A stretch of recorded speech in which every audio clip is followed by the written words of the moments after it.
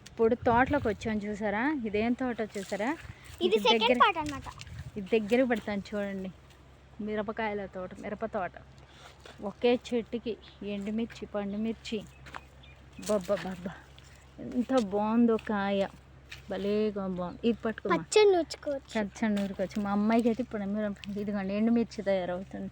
మరి ఇది ఎండుమిర్చి అసలు మామూలుగా లేదు, గింజ పట్టి ఉంది.